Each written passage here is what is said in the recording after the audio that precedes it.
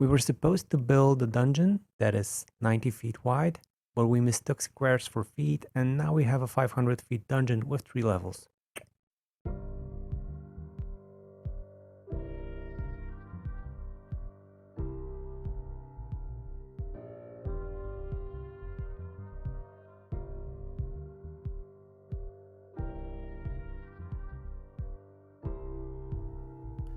I tried to build this map mostly from Mike Schley's assets, as usual, but what I found is that Mike Schley's assets don't exactly fill all the needs that I have for the sub levels that I had in my plans. So I was missing some variations in assets that I had. For example, I used separate graves and tombstones from Arkenforge and from Forgotten Adventures assets, because if I would use the same 2 assets that I had in my Schley sets, that would look I wouldn't say bad, but it would look quite peculiar, maybe even too clean, too standardized for what I needed. So I had to use a mix of different assets here. What you'll see me doing in the beginning is that I actually tried this time to keep to my own tips, and I tried to build first floors, then walls, then shadows for the walls, and it actually did. I think I actually did pretty well.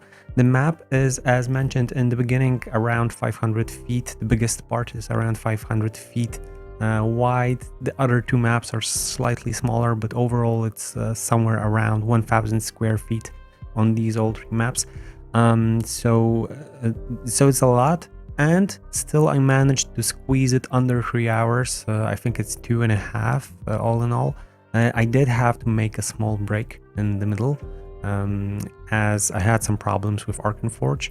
Luckily, this version in which I'm building this map was a version that's been up, I think, a couple of weeks ago. And since that, there were a couple of patches that fixed all the things that were problematic for me in this specific build. I'm profusely using a copy-paste over here method.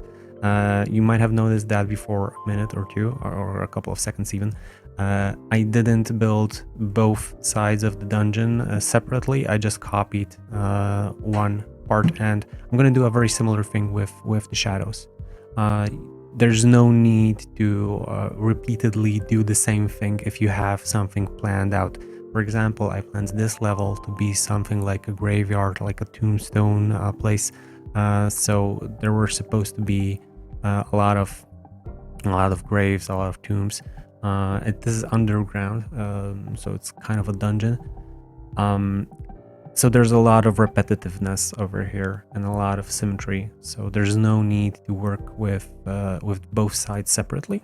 You just can copy and paste it to the other side.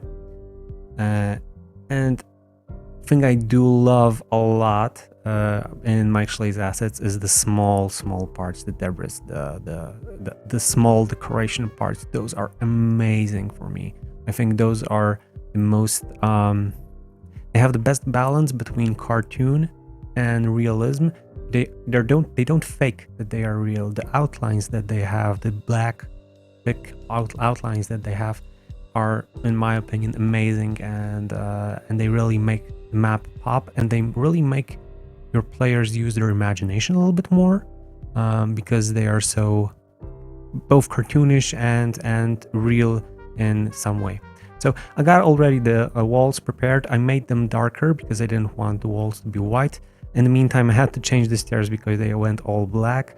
And the next step will be preparing shadows for all the walls and the stairs, so I wouldn't have to go back to that.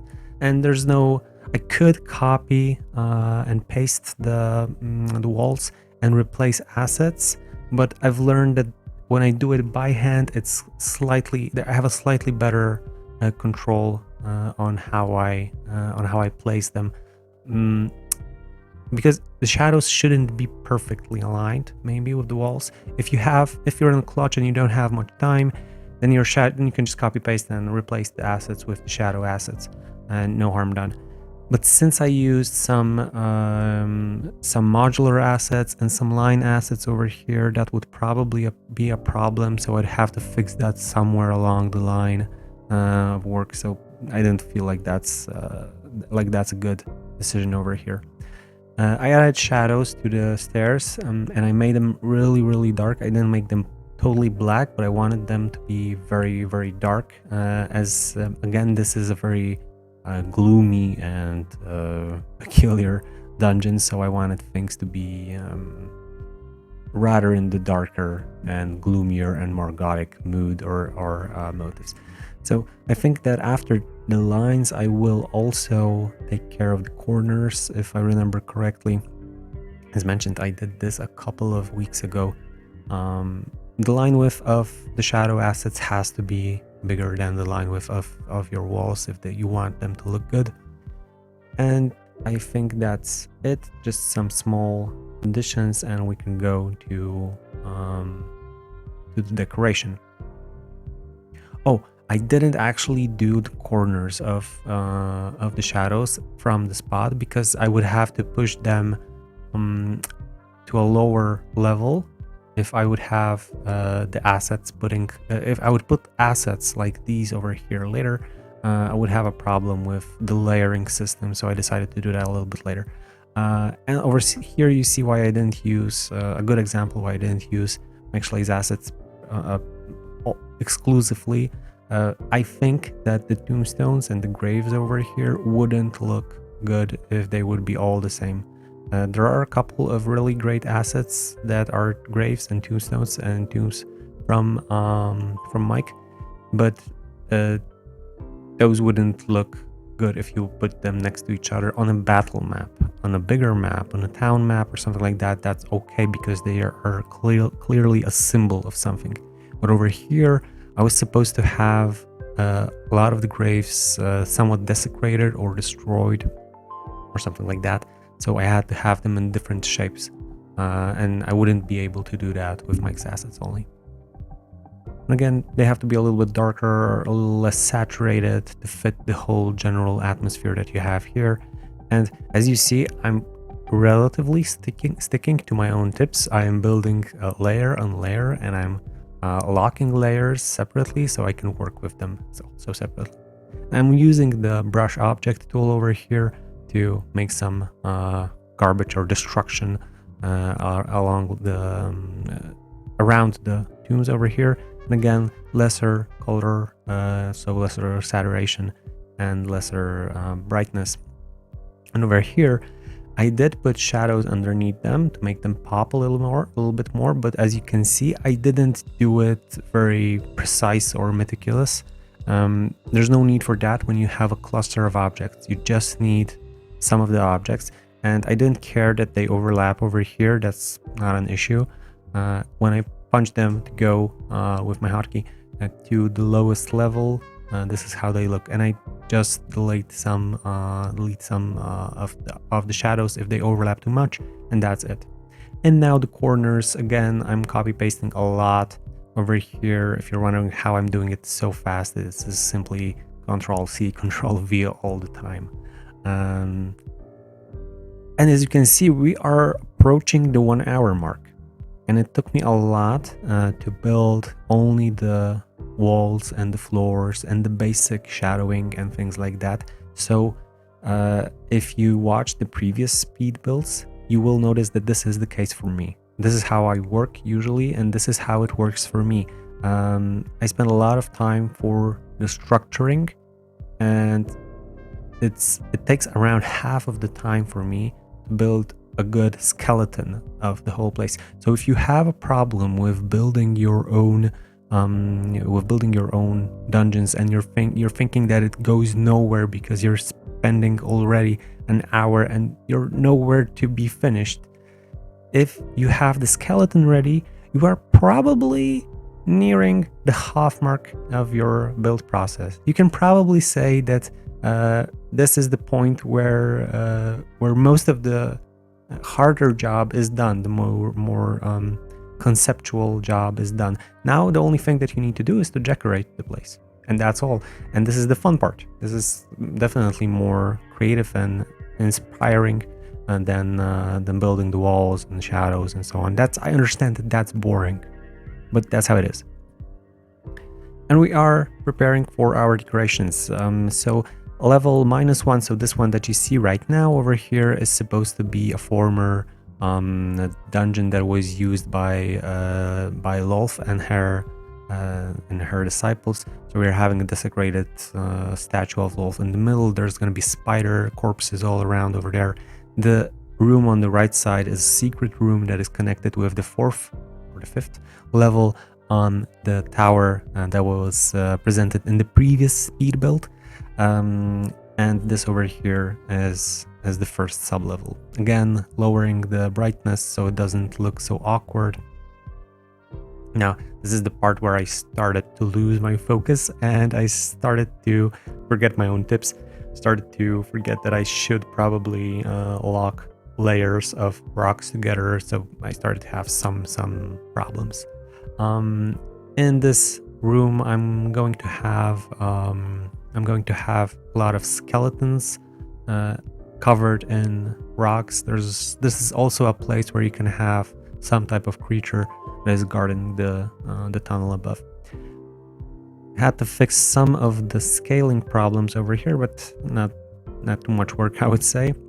And spiders from different asset sets. To make them look relatively similar, I made them relatively small or similar in size, and I also desaturated all of them so they look grayish or gray and darker. So in this way, they look different, but they're not the same. But at the same moment, they are the same species. Let's say none of them is extremely different. Now I'm working on the typical overlays and splatters and blobs that you can see in every of my videos. So things that, in my opinion, have a huge meaning when you play your game is that the texture on the floor is not the same all around. And again, I'm doing a lot of copy pasting over here. I'm using a lot of rocks. The rocks are from Mike Schley's assets also. Actually, I think these are my favorite rocks. Now I sound like a paleontologist or something like that, but these are my favorite rocks. I use them also for covering some not only walls but also some places that don't exactly where I had some problems with shadows or things like that. So I just simply cover the more problematic places, not to worry about them. The idea was that from -2 you can get to from -1 level you can get to -2 via a couple of tunnels. 2 of those tunnels were next to the desecrated statue of Lolth, and 3 of those tunnels were supposed to be from the sides. I will build the tunnels later on. Right now you can see me simply preparing the entrances, again with rocks, which are somewhat I think you get the feel that they are scattered, like something punched through a wall. That was the deal over here. On the level -2 we were supposed to have a couple of Dwergar that aren't actually Dwergar. They had their brains sucked out by an intellect devourer, and there's some sinister influence over here. And there's supposed to be an altar in the middle, and on that altar a gruesome picture of dozens and tens of heads, mouths and eyes and ears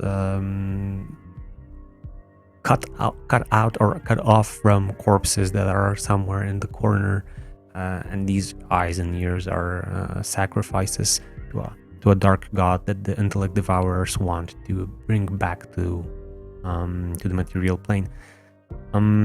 I felt that this level could use some additional things, so I put some old chests and old barrels over here. There's not exactly any clean explanation what are the barrels doing in level -2 over here, but that's what I did. I think it works for a combat scenario. It doesn't have to be a combat scenario over here, but I feel that if you want to have a combat scenario, you have to have some objects behind which you can hide or get some cover or anything. If you don't do that, you can simply build a flat battle map. You don't need any decorations, because if there's nothing that in the environment that works for your players or for your enemies, then why do you need an intrinsic battle map with stuff? I have my gore and corpses, or corpses and gore asset pack from DM's Guild. I'm ashamed to say that I use it a lot in my maps. The prepared assets over there are really, really good. You can find it in DM's Guild, really. I had some work with this altar. I didn't feel that it's exactly what I need for this what I'm building, so I spent a good amount of time, good several minutes on it, although it's a rather small and insignificant thing, and I ended up not using the actual altar in the middle, and you can see that I'm just experimenting with layering of the concrete. I decided that this, what I have over here right now, is what I want to have. So there's a bunch of corpses, a bunch of heads and bones layered on some type of magical sigil or magical symbol in the middle.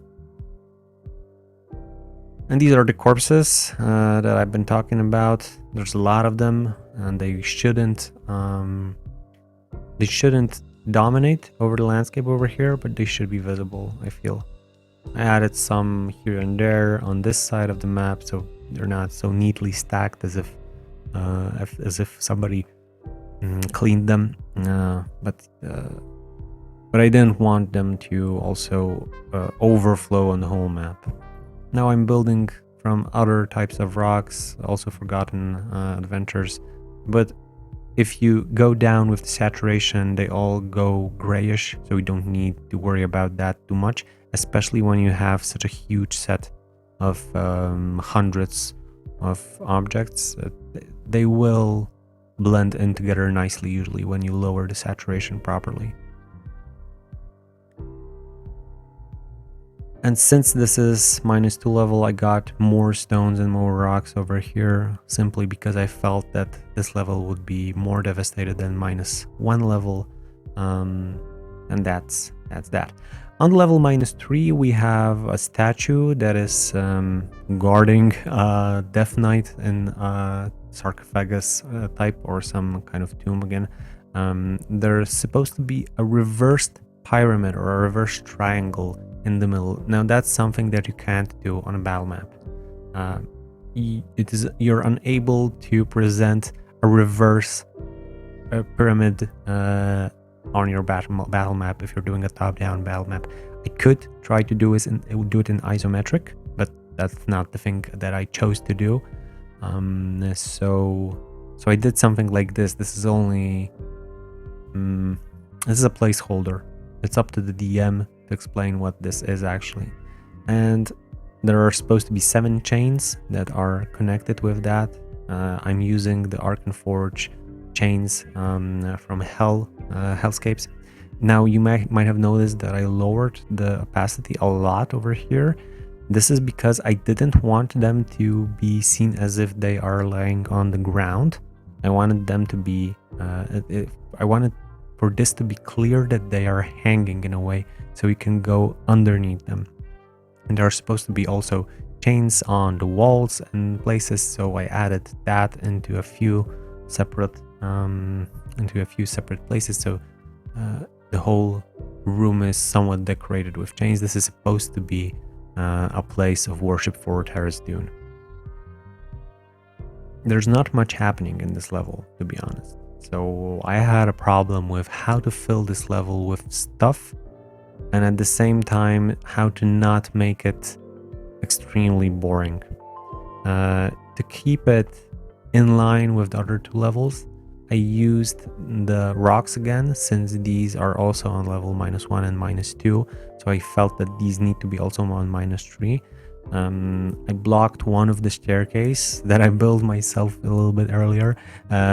Don't be afraid to take step backs. I mean, Oh yeah, this is that was an interesting moment. I had to restart the Arkenforge toolkit because it started lagging so bad that I couldn't even work.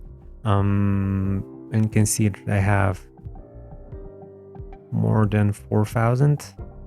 Yeah, above 4,000 assets right now. So I figured that that's probably the problem, but it after some time and after one of the patches, it came out that it wasn't my problem and problem with assets. There was some problem with caching that amount on my PC, and it got fixed really soon. So where were I? Oh, so I used the rocks because they were also present in previous levels and they filled the space really nicely. And after putting the last few decorative objects, I felt that this level doesn't need much more actually. I put some broken urns, broken pots, some shattered glass, I think. So things that would be lying down on the ground and making it more attractive visually. But I did not add any special objects over here. This is a somewhat small map in perspective of those earlier two, and I think that this could be beneficial also for the potential battle that you'll have here, to have a lot of space to go here and there. It also adds possibilities to have some minions over there. And the last step was to create tunnels that you can see right now. You might be surprised why I'm doing this from road assets. Well, this is because I wanted to use the most Mike Schley assets that I could. So I'm going down with the brightness and saturation, I believe, and I'm building around the path with rocks, so it's clear that this is an entrance, and the grass that you see over here won't be visible in a second. And I feel that this is a really good way to mark down or create a placeholder for a tunnel like this. As mentioned a couple of minutes ago, there are several tunnels, but not that much. And this is actually it. You don't need much to build such a huge dungeon. Some cleaning up and we'll be ready in a minute or two. I forgot about one staircase that will be leading you down over here, but that's just a small detail. Luckily, it could be fixed really fast, and with a couple of stones here and there, it seems that everything is fine. And that is it. So this speed build took me around 2 hours and 20 minutes. I think it took me a little bit more actually. I think I set the timer a little bit wrongly. I think it was 2 hours and 40 minutes. And as mentioned, I had to have a break in the middle. So it's not exactly no breaks, no cuts, but no intentional breaks and no intentional cuts. The map is ready. We have 6 above top levels of the Kazakhstan tower. We have 3 sub-levels, so this is a decent dungeon crawl for your players. Feel free to get yourself inspired. If you want to have some type of speed build, if you want to see how I would approach some type of building, you can leave me a comment and I will be happy to oblige if I only find the time. And I think that is all for today, and have fun, bye, and see you around.